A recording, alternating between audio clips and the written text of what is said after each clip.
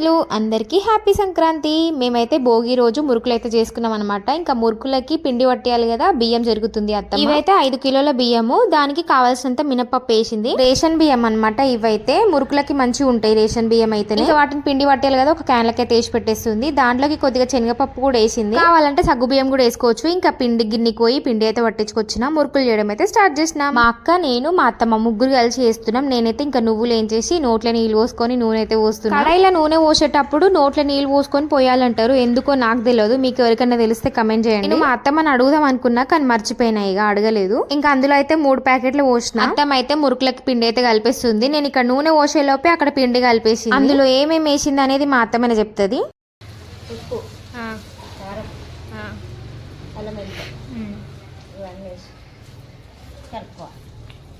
అందరికీ తెలిసే ఉంటుంది కదా ఏమేమి వేసుకోవాలనేది. ఇంకా ఏదో కొంచెం క్లారిటీ కోసం అత్తమ్మని అయితే చెప్పమన్నా. ఇంకా దాంట్లో అయితే వాటర్ పోసేసి ఇంకా పిండిని అయితే మంచిగా కలిపిస్తుంది. ఇది మురుకుల పిండిని ఒక్కసారి మొత్తం కలుపుకోలేము, కొంచెం కొంచెం కలపాలి. ఆ కొంచెం కొంచెం కలిపేటప్పుడు ఉప్పు ఎక్కువ కావచ్చు, తక్కువ కావచ్చు, కారం ఎక్కువ కావచ్చు, తక్కువ కావచ్చు. మురుకులు ఒత్తడానికి పేపర్లు అయితే రెడీగా పెట్టేసిన. పెద్ద పేపర్లు ఎందుకు చింపడం అని సండే బుక్ తీసేసుకున్నా. మా అత్తమ్మ పిండి కలిపిస్తుంటే ఇంకా నేను ఒత్తడం స్టార్ట్ చేసిన అనమాట. ఇంకా దాంట్లో పెట్టేసి ఒత్తాలి. ఇప్పుడు మా అత్తమ్మ పిండి కలుపుతుంది, నేను ఒత్తుతున్నా, మా అక్క కాలుగురం 3 పనులు అయితే చేస్తున్నాం అనమాట. అత్తమ్మ మురుకుల పిండి బాగా కలుపుతుంది, మంచిగా పురపుర వస్తాయి అనమాట. మురుకులు పురపుర అంటే మంచిగా కరకరలాడతాయి అని అర్థం. అమ్మ వాళ్ళ ఇంట్లో చెక్కది ఉంటుండే, ఇట్లా ఒత్తేది. అది ఒత్తడమేమో కానీ చేయి నొప్పి లేస్తుండే, కానీ ఇదైతే ఈజీగా ఉంటది. మంచిగా ఇట్లా తిప్పంగానే రౌండ్ గా వచ్చేస్తాయి కదా. అత్తమ్మ, నేను, అక్క ముగ్గురం చేస్తాం గానీ అసలు పని చేసినట్టే అనిపించదు, ఎందుకంటే ఏదో ఒకటి మాట్లాడుకుంటూ చేస్తూనే ఉంటాం. ఇట్లా పేపర్లో అయితే ఒత్తి పెట్టేసిన మురుకులని. ఇంకా అక్కకి ఇస్తే అక్క నూనె లేసేసి మంచిగా కాల్చేసి, మురుకులు మంచిగా కాలినాయి అనే టైంకి ఆ బుడగలు ఉన్నాయి కదా అవన్నీ పోతాయి అనమాట. ఆ టైంలో